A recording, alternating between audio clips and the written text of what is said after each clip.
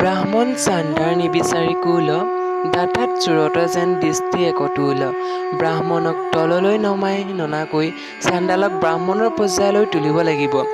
দাতা আৰু চোৰক সম পৰ্যায়ত প্ৰতিষ্ঠা কৰিব লাগিব।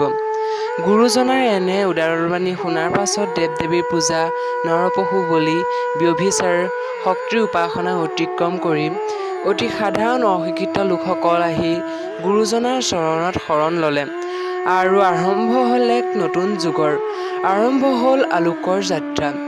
এই যুগ শংকৰী যুগ। তেওঁ ধৰ্ম দৰ্শনে প্ৰদান কৰি গ'ল প্ৰেম, উদাৰতা, কৰুণ, দয়া, ক্ষমা, অহিংসা আদি মহৎ গুণবোৰ।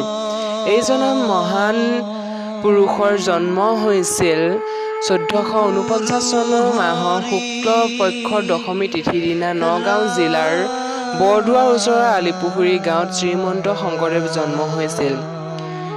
শিৰোমণি ভূঞা বংশত জন্মগ্ৰহণ কৰা শ্ৰীমন্ত শংকৰদেৱৰ পিতৃৰ নাম কুসুম্বৰ ভূঞা আৰু মাতৃৰ নাম আছিল সত্যসন্ধ্যা। শিশুকালতেই মাক দেউতাকৰ মৃত্যু হোৱাত বুঢ়ীমাক খেৰসুতীয়ে ঘাট মাউৰা শংকৰদেৱক তুলি তালি ডাঙৰ দীঘল কৰে। শংকৰদেৱ সৰুতে উদণ্ড স্বভাৱৰ আছিল। গোটেই দিনটো তেওঁ সমনীয়াৰ সৈতে ঢিটিঙালি কৰি কটাইছিল। পণ্ডিতৰ বংশত জন্ম হ'লেও ১২ বছৰ বয়সলৈকে তেওঁ পাঠশালালৈ যোৱা নাছিল। তেওঁ ১২ বছৰ পাৰ হৈ ১৩ বছৰত ভৰি দিয়াৰ সময়ত বুঢ়ীমাক খেৰসুতীয়ে বিদ্যা শিক্ষাৰ বাবে মহেন্দ্ৰ কন্দলীৰ টোলত নাম লগাই দিয়ে। শংকৰদেৱে অতি কম সময়ৰ ভিতৰত সকলো শাস্ত্ৰ অধ্যয়ন কৰিলে। আনকি তেওঁ ব্যঞ্জন বৰ্ণ শিকিয়েই আকাৰ ইকাৰ নোহোৱাকৈ এটা সুন্দৰ কবিতা লিখিছিল। শংকৰদেৱে একোটা ষাঁড় গৰু শিঙত ধৰি খালত পেলাব পাৰিছিল আৰু বাৰিষাৰ ভৰা ব্ৰহ্মপুত্ৰ সাঁতুৰি পাৰ হ'ব পাৰিছিল। শংকৰদেৱে দুবাৰ বিবাহ কৰাইছিল। তেখেতৰ প্ৰথমগৰাকী পত্নীৰ নাম আছিল সূৰ্যৱতী। মনু নামৰ ছোৱালীজনীক জন্ম দিয়াৰ পিছতেই সূৰ্যৱতীৰ মৃত্যু হয়। তাৰ পিছত তীৰ্থ ভ্ৰমণ কৰি আহি তেওঁ কালিন্দী নামৰ আন এগৰাকী ভূঞা বংশৰ ছোৱালী বিয়া কৰায়। শংকৰদেৱে এক শৰণ নাম ধৰ্ম বা বৈষ্ণৱ ধৰ্ম প্ৰচাৰ কৰিছিল। তেওঁ ধৰ্ম প্ৰচাৰৰ সুবিধাৰ কাৰণে ঠায়ে ঠায়ে সত্ৰ স্থাপন কৰিছিল। অসমৰ নামঘৰ শংকৰদেৱে পতা এটা অনুষ্ঠান।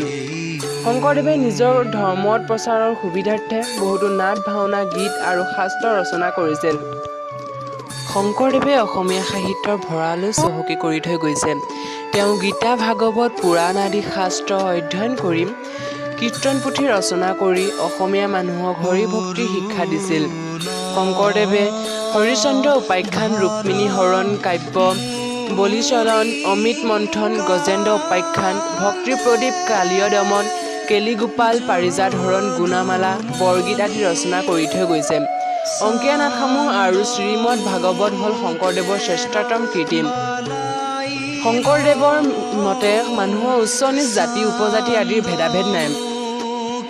তেওঁৰ মৃত্যু হৈছিল কোচবিহাৰৰ ১৯৬৮ খ্ৰীষ্টাব্দত ভাদ মাহৰ শুক্ল ১১৯ বছৰ বয়সত। এইজনা